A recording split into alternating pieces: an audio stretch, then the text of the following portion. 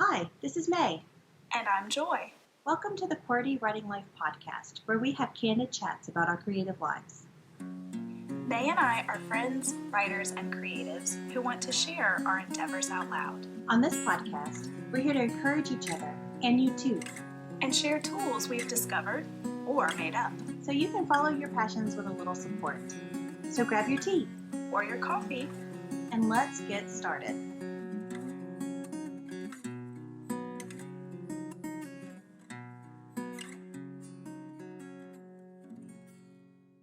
Hello everyone, it's another week. Hello and welcome. Today we are going to talk to our significant others about what their advice would be for people who are in a relationship with another creative person. So we have our significant others with us. Joy, tell us about Tony. Okay, so this is Tony, and Tony Rancatore is the culinary manager at a nearby Italian restaurant. His educational background is history, theology, and education, and he enjoys teaching at our church. He's a big fan of podcasts, and he even listens to ours on occasion. In his time away from work, he finds creative ways to entertain our two crazy kids and always has time to hang out with his often flaky writer wife.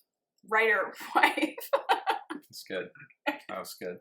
Over the years, he has become a book lover and is currently reading through my favorite trilogy, The Lord of the Rings.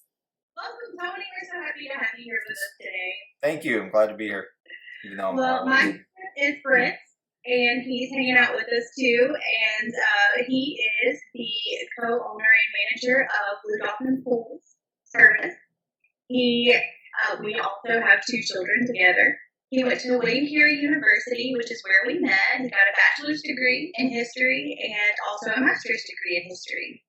He adjunct taught history on a college level and decided that maybe the pool business was better. He's always been a creative person. He is really well versed in guitar and plays the ukulele as well, and went to school for a very short period of time, majoring in art. So, anything else you say? Sums it up. Yeah, okay. He wooed me with his guitar prowess by playing Dave Matthews' Lighthouse over and over again. And the neat thing is all four of us met at William Carey. So that's kind of our mutual connection. Yeah, Brent and I lived across the hall from each other, I think, freshman year.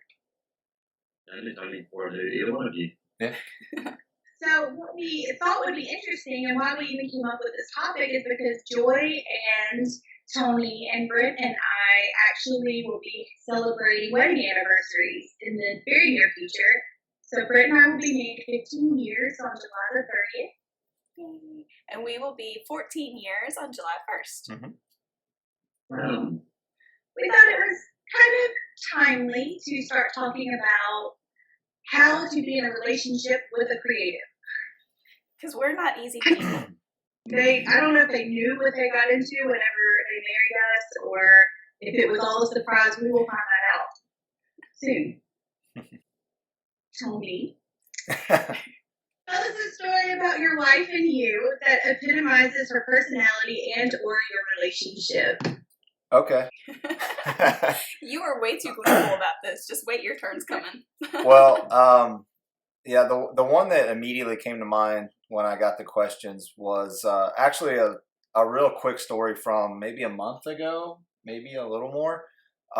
We just finished redoing our bedroom, and Joy was going through all of her jewelry and watches and all these things, and I was sitting on the bed, and she came to me. She had a box with earrings in it, and she said, "Look, don't be mad, but I don't know if you gave me these earrings or my sister or someone else."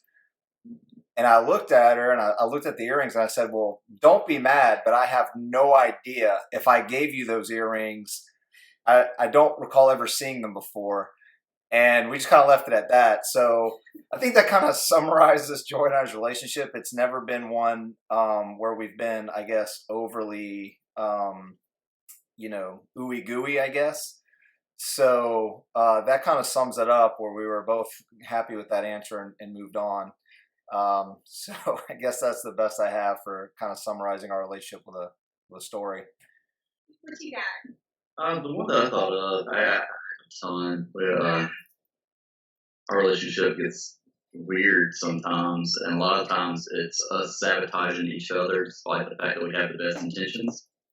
One that immediately came to mind was when I was asking Megan to marry me. We went on this long walk, kind of romantic. It was, I want to say it was in the fall, because it was dark early. So we went for this walk downtown Hattiesburg, went under a gazebo that had lights under it and all this stuff. And on the way there, like, I've got these intentions of, asking her to marry me. And we're walking and she falls in a hole. And it's like, well, this isn't exactly ideal. So, but she's over. I think I snapped at her a little bit. So I was like, Jesus. You said, why'd you do that? Yeah. But as we got past that, and I got back in my right frame of mind, and when I was going to propose under this gazebo at an old house, and everything was romantic and nice. And when I went to kneel down to propose, she thought that maybe my knee went out. So, instead of thinking, oh, he's proposing, she's like, did your knee go out? Are you okay? So she's like trying to help me up. I'm trying to get the ring out of my pocket. And she's like, are you okay? It's like, what's wrong? And it's like, I'm trying to ask you to marry me. And I think a lot of our relationship goes that way, where Megan will have a good intention about something, and I'll screw it up.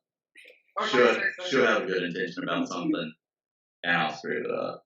And it always seems like overly dramatic at the moment, but we've got a lot of stories and a lot of experience apologizing to each other. Which I think is important in marriage anyway. Being able to say I'm sorry, I screwed up.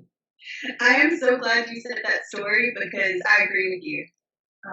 And it happens a lot with food for some reason too, because I guess we show our love by allowing the other person to have the best piece of something or the last piece of something. Wow, y'all are better than us. Yeah.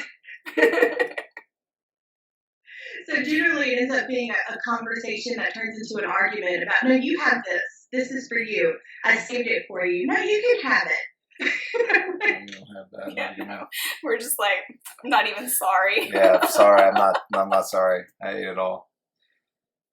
This is perfect because we have two different types of relationships, maybe with different types of advice. So the reason why we wanted to share about our relationships with you guys is because we thought maybe you could find a piece of yourself and maybe your relationship in our stories and decide what advice you would like to take in and actually implement, or what you want to leave alone and just keep it on the podcast. So, okay, so this next one I know is a little complicated maybe for you guys, but we wanted to know if you consider yourself a creative person, and what amount of creativity do you need, and we gave you a scale, 1 to 10, for just daily stuff, for in your work, for in life in general. And also tell us what you think about creativity. Like what kind of comes to mind, or what is the thing that comes to you when you think creativity? Given like a scale, I feel like creativity is like middle of the road. Like everything, I don't know. I consider myself a pragmatist in most things. While Megan mentioned I'm creative because I play guitar and stuff, but I rarely really think of myself as a creative person. I usually think of myself more as like a organizer. While creativity plays into that, I feel like it's important to me because running a business, and Tony might feel the same way, he runs a business too. A lot of things in my life are just organization. And a lot of times that just spills into my regular life. This morning I've been reorganizing cabinets in the kitchen, just because I was annoyed with where the glasses were. So while I'm a huge organizer and don't really consider myself creative, I do appreciate creativity a lot. I love to read. I love art. The only reason I play guitar, which I guess is lucky for me that I wooed Megan with it, is that I appreciate the ability that somebody else has to do it. And I think that while I don't really consider myself very creative, I do take inspiration from the creativity that other people do, just in the fact that one, creativity is beautiful, it's thought provoking, but it also is an inspiration. Like, that's hard work. You two wrote a book, you've written a book. It's just like, wow, that's a ton of work. Or you're an artist, or a musician, or a construction worker, or anything else, you can take that inspiration into whatever that you're doing and better yourself with it. And I have to point out that Brent is the one who wrote the music at the beginning and end of our podcast. So you are quite creative. So what about you? Well, I guess to answer I guess a lot of what I'm going to say is going to be similar to Brent. I guess, no, I don't really consider myself a creative person. I kind of live in very analytical worlds. I mean, first, as a business runner, I mean, I run a kitchen. I mean, we say in the kitchen, we have I guess our little acronym is NCO, neat, clean, and orderly. Everything is always neat, clean, and orderly. And when it's not that way, it's caused problems in my workplace. My undergraduate degree and my was in history. My master's degree is in Christian studies, is theology. So systematizing and analytical thinking are really, I guess, not only what comes naturally to me, but also what my fields of study have lended themselves to. So I would say day to day, if I was going to give a number with you, y'all had the 1 through 10 number scale. I'd probably say probably oscillate between 4 and 6, maybe 4 and 7 sometimes, because I do, like Brent said, I really enjoy visiting the creative world of others. Right now, I'm reading the Lord of the Rings trilogy, and that's a beautiful world and extremely creative. When I was beta reading Joy's book, I really enjoy fiction. I don't read a ton of it. I try to read more now because creativity is beautiful, and it's I don't want to deny the beauty of that, and it's a gift from God, just like analytical thinking is. We live in a beautiful world, and God created us to have this beautiful capacity for creativity and creating stories and things like that. So I really enjoy that, though producing it myself is not a gift. So I guess when I think of creativity, I really do think of it as a gift. It needs to be polished and honed. I know that one of the things that's, I see in my son, he's wonderfully creative. Sometimes he's like, well, I don't think my stories are very good. I'm like, well, man, you're 10. You've got great ideas and great vision, but you need to polish that, and it'll become a better story. I mean, the great authors and the great storytellers worked at their craft. So it's not, I don't necessarily know if creativity is either you have it or you don't. But I think there's got to be that inkling there, that gift there, where you desire it and you work on it. I don't think I have that very much myself. I tend to be quite content in kind of the analytical world of, history and theology and business because I have to. But I guess that's pretty much my answer on that. I think he's more creative than he gives himself credit for sometimes. He comes up with creative solutions or creative ways to explain something, which I think is kind of cool. Because he'll come home and he'll tell me something from work, and he always finds a way to put it in a kind of like a metaphor for something with writing or something like that. And he does that for a lot of people, so that's kind of neat. I think what's interesting there too is that sometimes we don't even recognize the creative things that we do. It just comes naturally. It's just a part of us. And that's what I heard a little bit in Brent and in Tony's explanation there. So before we were married, gentlemen, did you guys think of us as creatives? Was that something that attracted you to us, or did it have no bearing on our relationship whatsoever? Or did you pursue us despite that fact? I'm so interested in the answers to these questions. Do you want to take that one first, Tony, or you want me to go? I might as well. I mean, that way, if I really get in trouble, you just look way better. I guess I have to say not really. I don't think Joy's creativity was something I was super aware of before we got married. I do have to say we got married pretty young. I mean, we were a year out of college, and though we dated for 3 years in college, just being young and immature, thinking deeply about the basis of my relationship with Joy wasn't on my mind until a little later. I guess the moment, if you want to, not that you can reduce it to a moment, but I think the moment where I was aware of this is who I want to marry, and I guess that kind of relationship, or I guess what pushed the relationship beyond just the obvious physical attraction, was one night where, just her maturity just kind of is what was that indicator for me that this is who I want to spend the rest of my life with.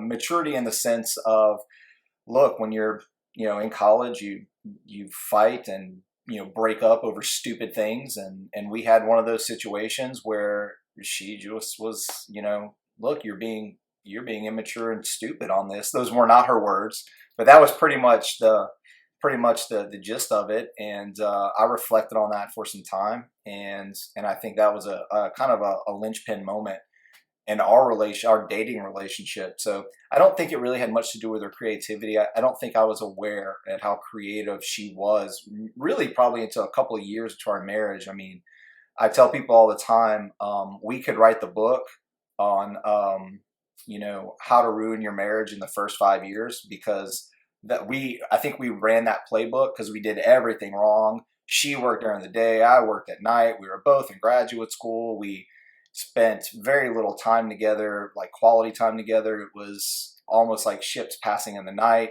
And after about 4 years of that, we were like, well, enough, we're doing this wrong. So I think I became aware of those things later, but what did draw me to her was kind of that maturity of saying this is a little bit different relationship here. There's a seriousness here that's that was what kind of pushed it past the physical attraction of youth, I guess. I hope I didn't get myself in any trouble there. Maybe navigated those troubled waters well. Yeah. Anybody listening that's a newlywed, guys, don't answer that question. We've been married over a decade here, both couples. Don't answer that question until at least after 10 years. Well, Joy, can I ask you the same question? Because, Tony had such a honest answer there. Like, were you attracted to his pragmatism and, as a creative soul, were you like, this person completes me? Or was it like I like him in spite of it? There's probably a good bit of that. Yeah. Oh, geez. I don't really know. I do remember the exact moment that I knew that I was going to marry him. And it was over, Applebee's used to have this apple chimichanga. No, apple chimney cheesecake. Yeah. And that was like our dessert. And I think we had recently gotten back together, or maybe we weren't quite back together yet. I think it was around that same issue that I had referenced. Yeah. I think it was around that same. It was our senior year. And so there wasn't really a thing. It was just like I just knew, and it was while eating that dessert. So there you go. Applebee's, bring that back. Yeah, they don't have it anymore. It's unfortunate. But yeah, I mean, I do feel like our differences are good because he keeps me grounded, and, he helps me think through things when sometimes I might be more apt to make a reactionary judgment call on something. And I think we do well to work together and bring those strengths that we each have into our marriage and into different situations. And it's a completion thing. All right, Brent, it's your turn. Let's see. As far as Megan's creativity, I remember this might seem a little weird because I already knew Tony. We'd been in history classes together, and we were pretty much friends by that time. Yeah. I didn't know the two of you, and I met you ladies in a creative writing class, which was like an easy elective credit for me. So I didn't go into it thinking about anybody being creative, really. And me and Megan, I don't think we really dated when we were in that class together. But I had to read the stuff out loud in class. I always just did silly stuff. I read a poem about ketchup and that kind of thing. Yeah, an idiot. But I remember hers being kind of profound, like she had some like childhood issue stuff that I think she read about. And I was like, oh, what a deep. And we got to know each other. We just happened to be in 2 classes together that semester. So I had like this inkling that she was creative. Then as we got to know each other a little bit more, it was like I learned that she had written short stories and poems and different things. And really and truly, I think at the time I was pretty, I guess, self-involved. I was planning on moving away. I met this woman the last, kind of accidental last semester of college. I really had enough credits to graduate and just didn't know it. So I was just kind of like coasting through life for a minute. And I don't know that, I think that in that portion of life, I think that Megan had actually moved away from like sort of the creative side. And I didn't think about that much until way later. I don't think it was until she was working on her master's degree that she really started to feel like a passion for it again. Maybe she had lost that and sometime. And also, the beginning of our marriage, we were dirt poor. So it was just like a lot of our life was just like, let's make sure this bill gets paid. I got to work late on this to make sure that we get this extra little bit. And it was like that for a little while. And I think that creativity, the creative side kind of got mashed down a little bit during some of those years. And I think that when you started working on your master's degree, I think that more and more writing, I think that that really started to bloom. And, I feel like I got to watch, like, the phoenix rise from the ashes, kind of. Yeah. Well done. That's well done. Out of that into something that, now you really love and do all the time. And while that didn't play much into me marrying you, I don't think, I do think that I like to see that change in you and the fact that you're able to juggle even more stuff. It's pretty inspiring. It's pretty impressive to see a person already doing every stuff with the kids, cooking dinner, going to work, all the stuff that we do, and then when everybody goes to bed, you sit down and go through that outlet that you have. Even though, I don't know, there's a lot of nights that I feel like you don't even get to sleep. I'm pretty proud of it that you work that hard on something that you love. Oh, do you need a tissue? But okay, that's really sweet. Well, I was going to ask you if you wanted to, share your part of it, but you may not be able to talk right now. I'm a little verklempt.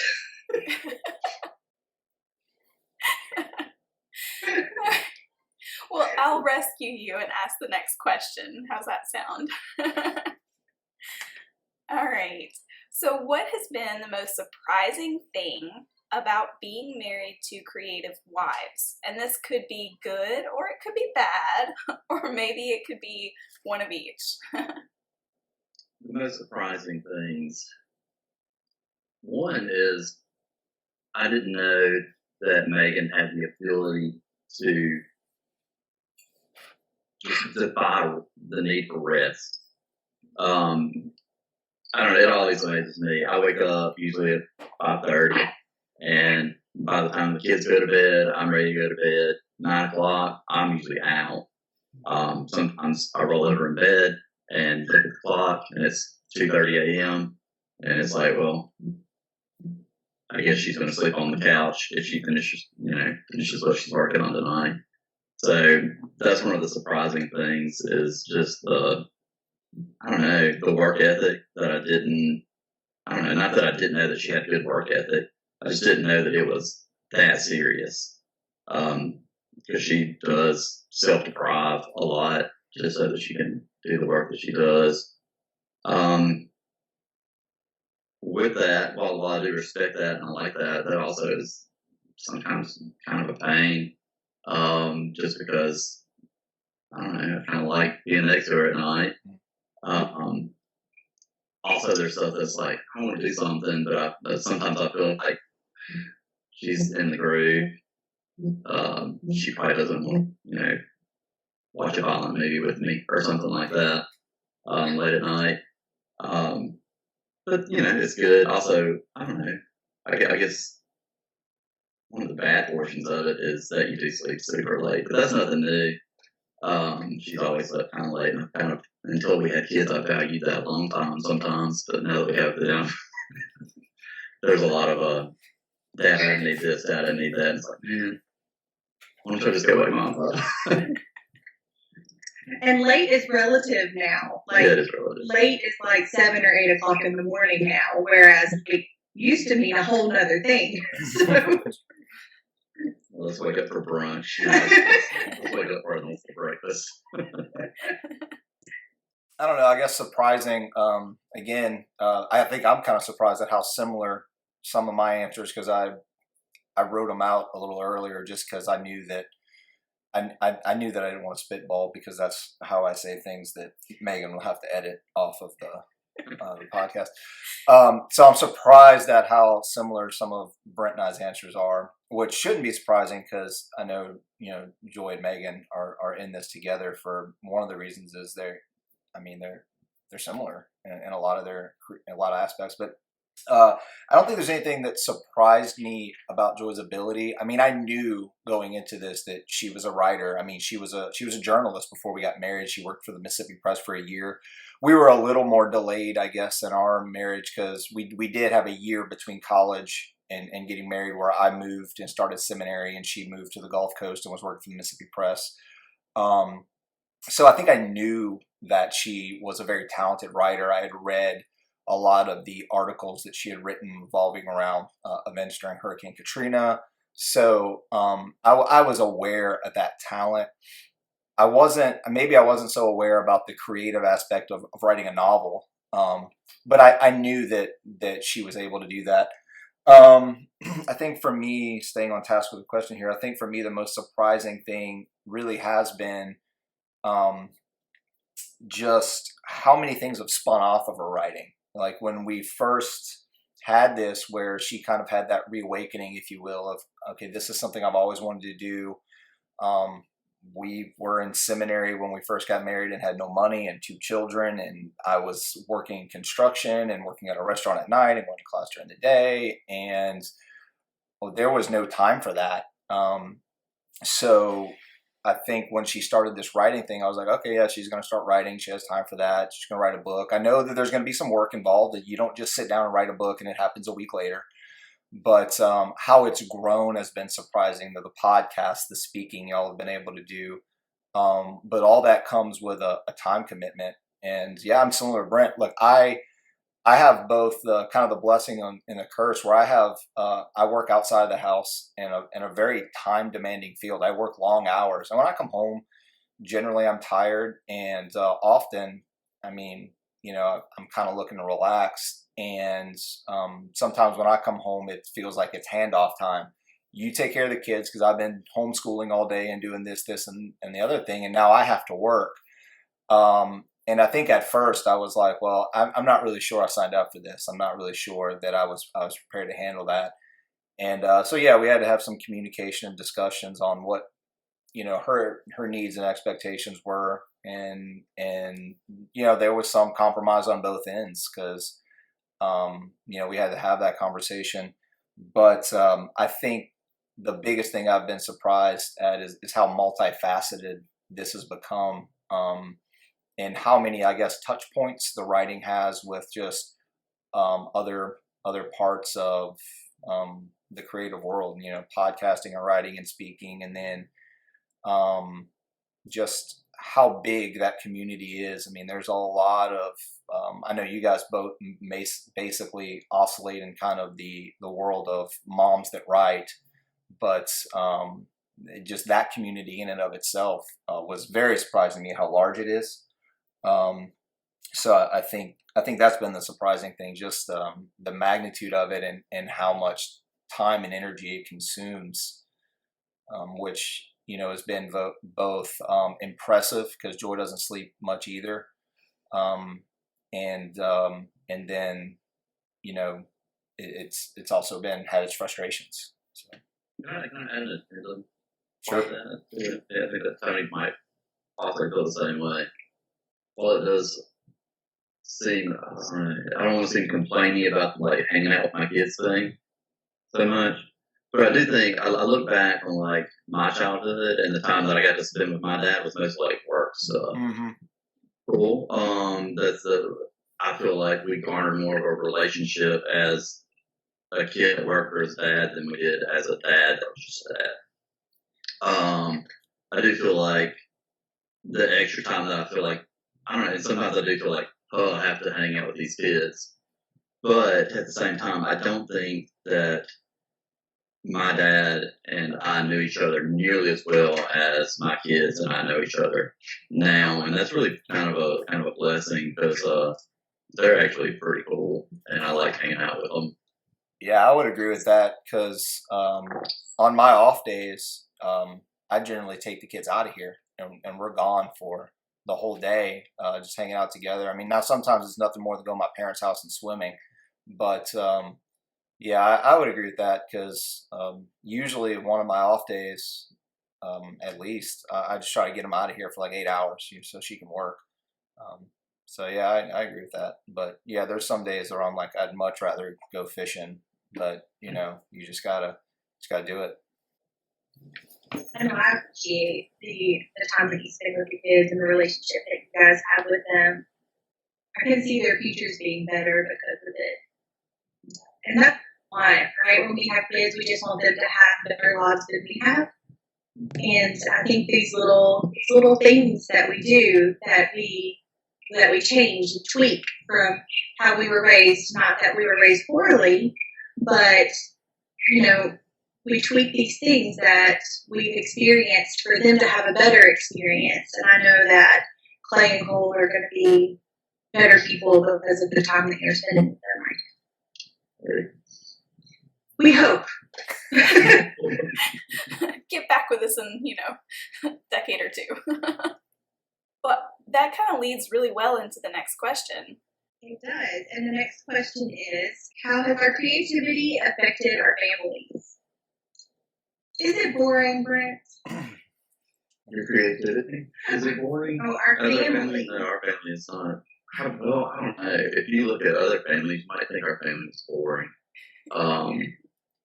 Right now, a lot of people think it was boring because everybody's family is boring. The COVID, shelter in place. Yeah, all that. Right on the family.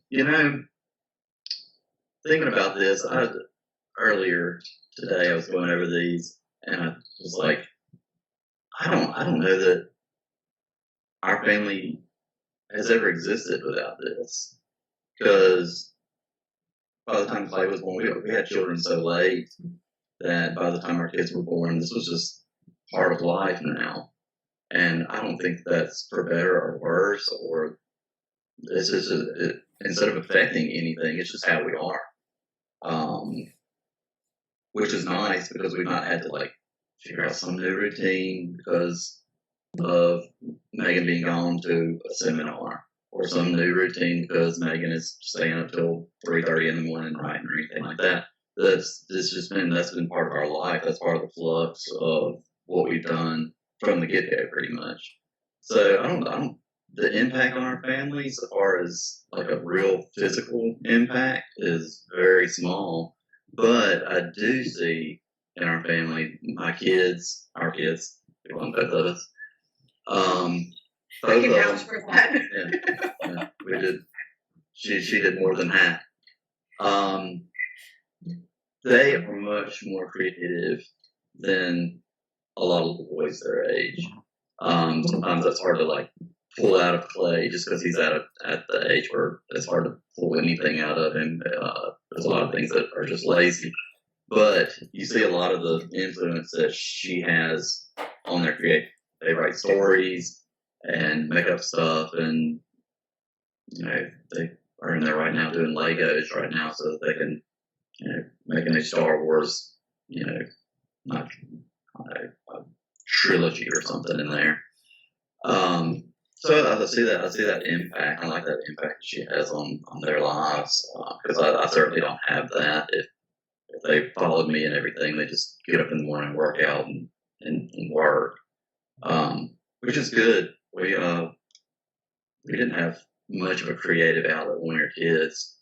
I showed some artistic ability, so I was encouraged to do that, but we didn't have anybody else in the family that did that. So it was not something that, while I liked doing it, it's not something I pursued. It was more like something that they were like, oh, you can do this, so, go get it. There wasn't a lot of,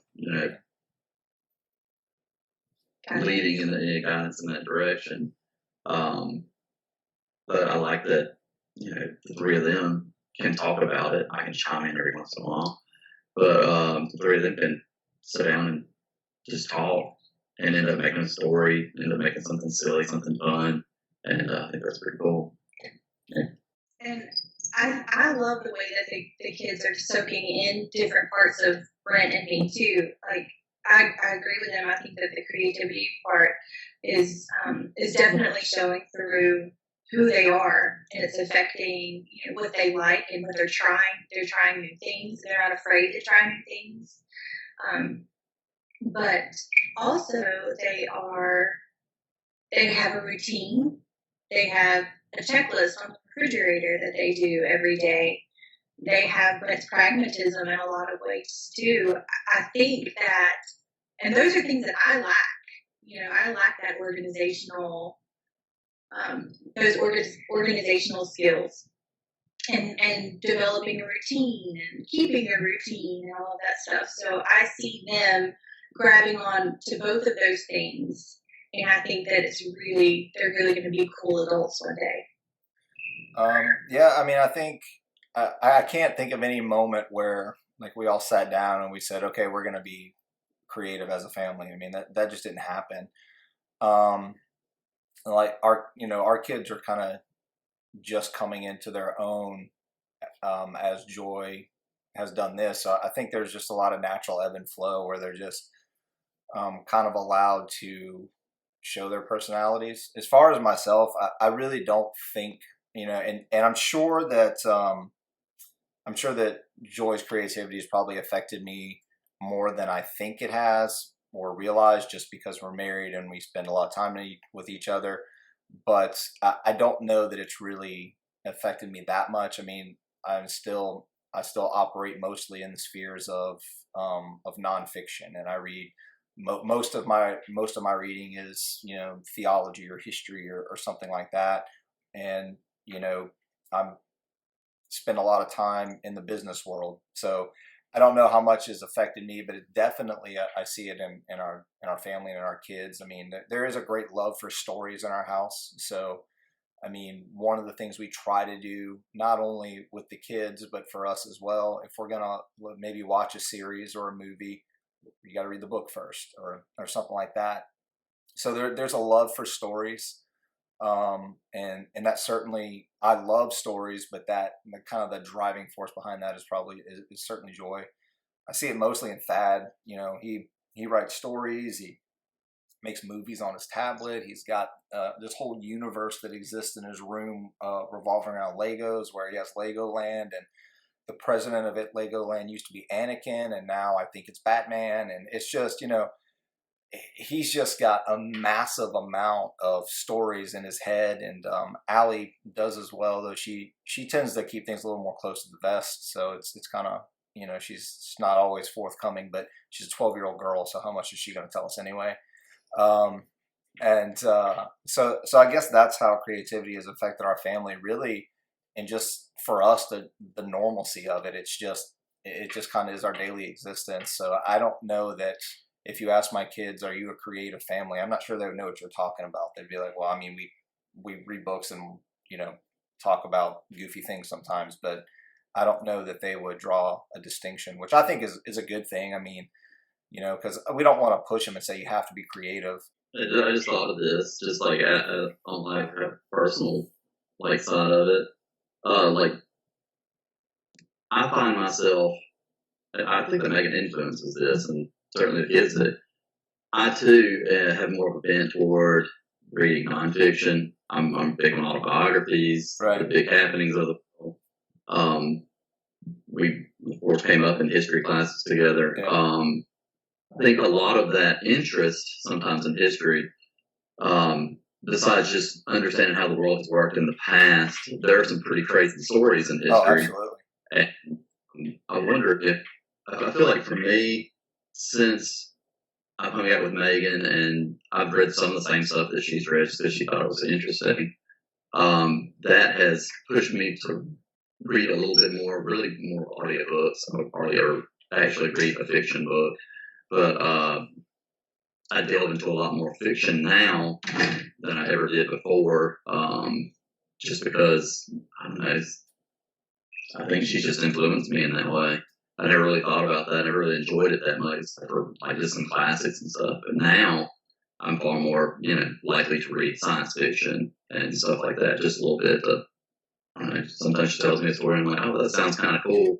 Don't know if I want to read exactly what you are reading about, but it might be cool to read some Stephen King and to see what that's about, or something like that. Yeah, I definitely agree. I mean, if it wasn't for Joy, I would probably rarely, if ever, read fiction, just because I wouldn't make time for it. But now, and not just from Joy, just from kind of thinking and learning a little bit of my own. But she certainly influenced it a great deal. There's a lot, even in reading nonfiction, there's a lot that you gain from fiction, and even if it's just simply becoming a better reader and a better thinker, reading a good story that has a plot you have to follow, it does help you become a better thinker. It does help you be able to put loose ends together in nonfiction. So, I'm not saying, I don't say just read nonfiction so you can, just read fiction so you can read nonfiction better. I mean, there's just the beauty of just having a good story is in and of itself a good end. But yeah, I think that I probably would read a lot less fiction if it wasn't for Joy. And like you said earlier, I definitely see the kids picking up both sides. They'll be talking and having discussions, and they're talking about ways to run a restaurant. And then in the next sentence, they're talking about, setting up book events and doing this and that and how to write a book. And, it takes, all these many, many times to edit. And, and I just sit there and I start chuckling. I'm like, I wonder what other kids talk about. Something that as far as parenting goes, something that really motivated me to take this to a more serious level was in 2016. I was in a job that I wasn't in love with, and I was not in a place professionally where I felt like I was coming into my own and I was making a mark and that sort of thing.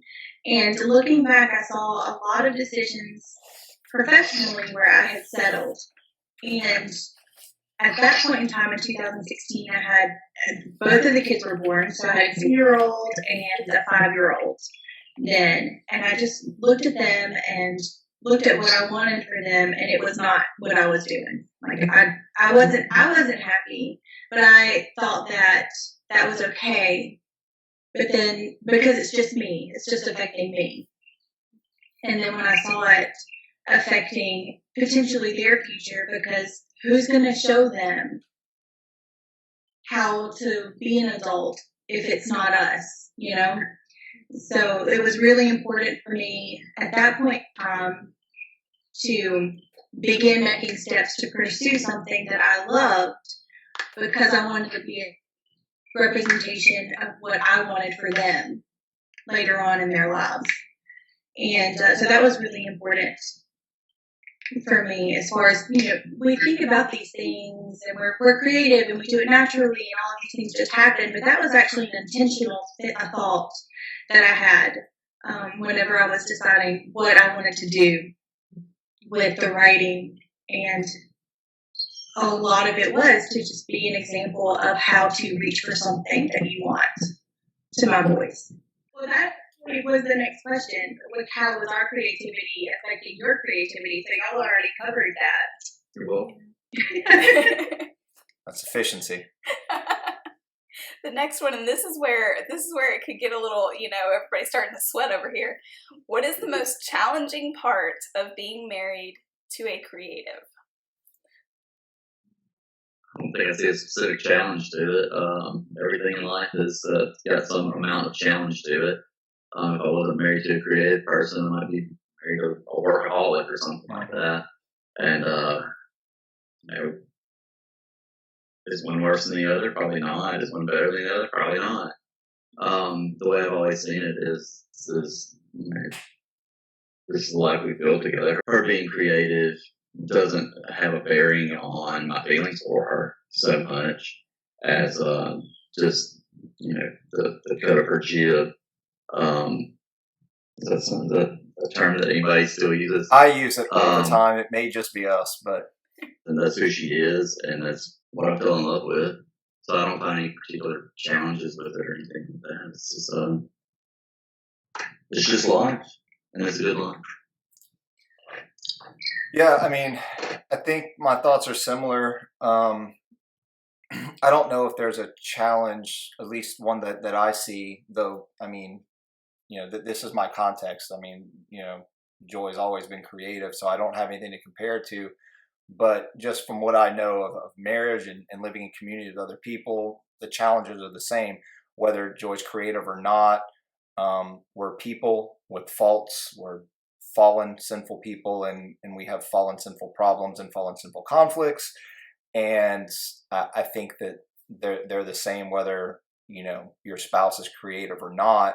But I think in this context, I guess if I was to say there's one where, and I think I'll probably touch on this more because I know you guys are going to ask us to give advice, which, you know, taking advice from me is dangerous, but it's just the time issue. Any marriage in the real world that we live in, especially our 24-hour, 365-day culture where you're always on.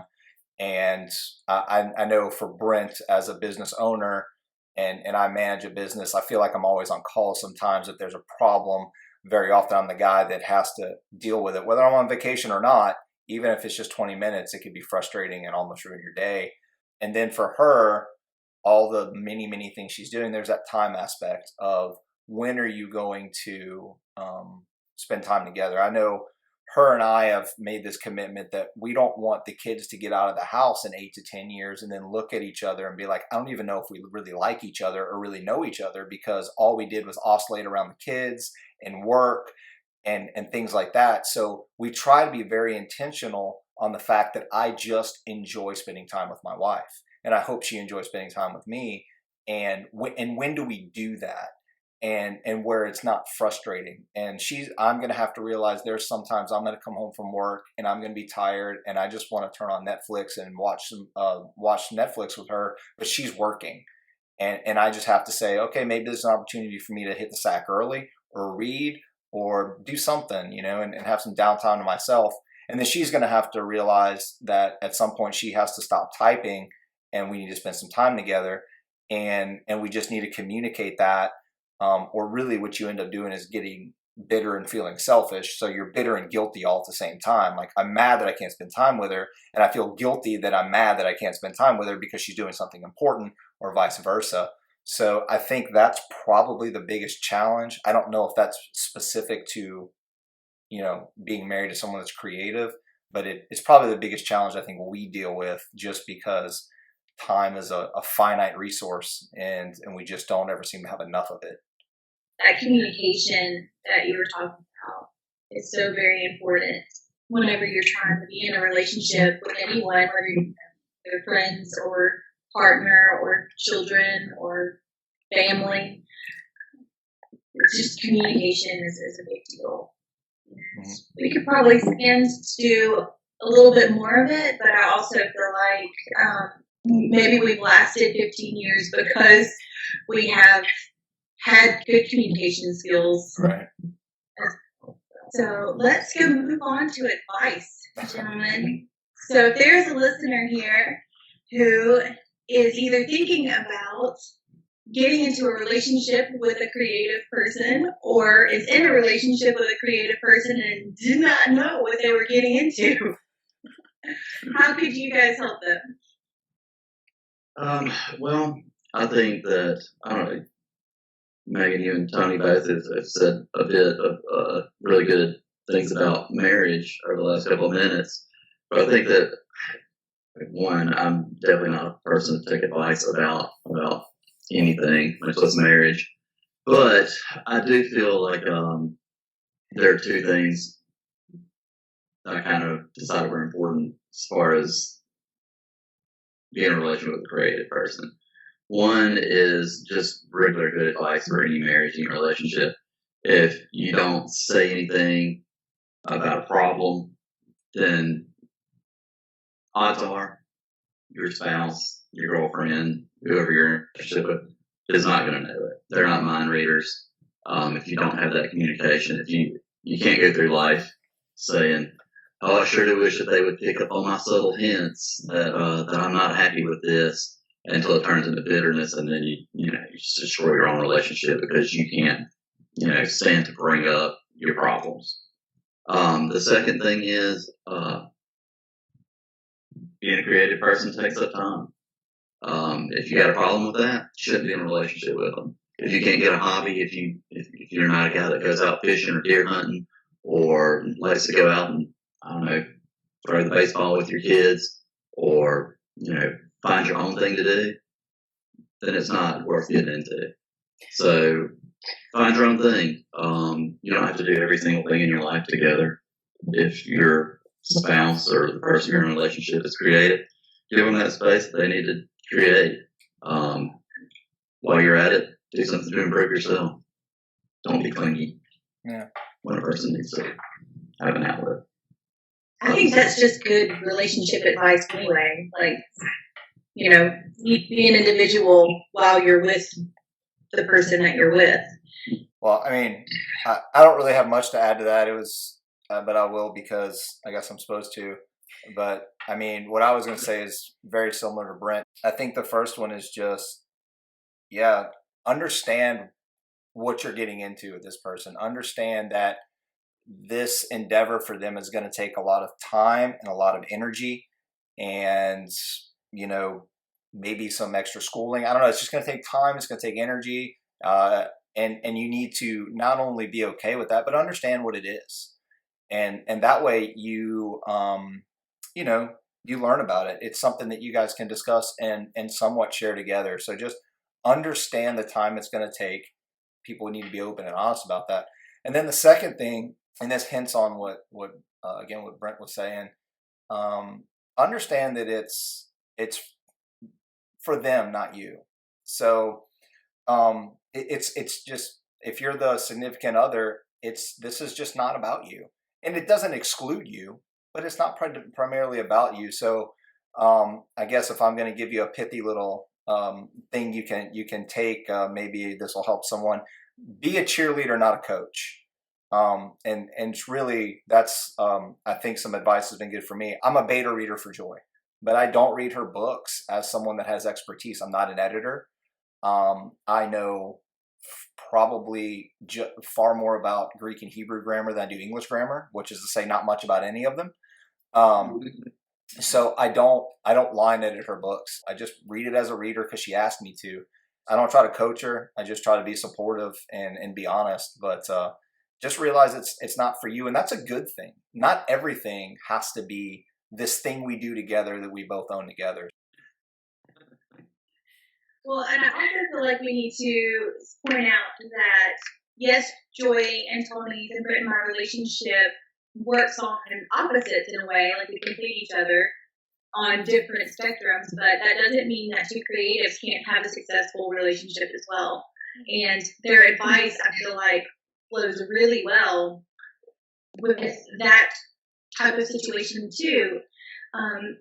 Instead of trying to find something to do as a hobby or something like that, though, I would say that you probably just need to work out a time schedule on when you get to work on your things and when your partner gets to work on their things, and just be open with that communication. Whenever you're feeling the feelings, process those and then say them with respect and love to each other.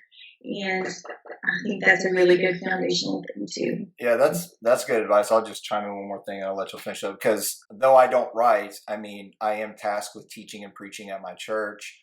And so there's a fair amount of study and writing that goes along with that. And we do need to work that out. And a lot of times I'll leave and I'll go to church and do it so I can be by myself. And so I can be really diligent in trying to knock it out in a limited amount of time.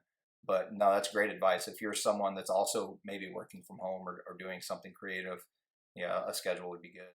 Well, great. This has been so wonderful. Thank you for being open and honest with us, even if it might have hurt our feelings. We were ready for it. We prepped for emotional turmoil, and we didn't get it. So thanks, guys. They didn't say that we're weird and odd, and I was really expecting that. I think it's implied. He could have been doing anything else, and I appreciate you taking the time to hang out with me on this podcast thing that I do. Glad to do it. All right, everyone, it's time for our QWERTY challenge, and Joy's going to bring that to us today. All right, so we want to challenge you guys, whether you have a spouse or just a really good friend or whoever you have in your life. You've got some relationships going on. Maybe you ask them some of these questions that we've asked our husbands. You might be interested to find some of the answers that they give. I know it's been very interesting to hear what the guys have said, and helpful and just kind of fun. So maybe you'll have the same experience, and then perhaps it'll unearth some things that maybe you can improve in that relationship. So just having that strong communication, like I know we talk about this in so many episodes, just in being a creative and having good communication in so many different facets of life. And this is a super important place to have that. So maybe just start out with a few questions and get a conversation going. I'm proud to have Brent on my team. And I'm proud to have this guy. He's pretty special. Also, do you notice that we both chose the bearded men? We did. Glorious beards.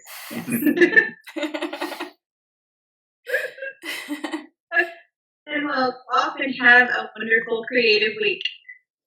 Bye. Bye. Thanks for listening until the end. Seriously, you're a trooper. Do you think QWERTY Writing Life is the bomb? May, you just said the bomb. Don't you censor me. If you think QWERTY Writing Life rocks ice for real, Oh my word. please rate, review, and share us with others. If you have questions about this week's episode or want to start a conversation, you can reach us by visiting QWERTYWritingLife.podbean.com. We'll be back next week with more candid chats for you.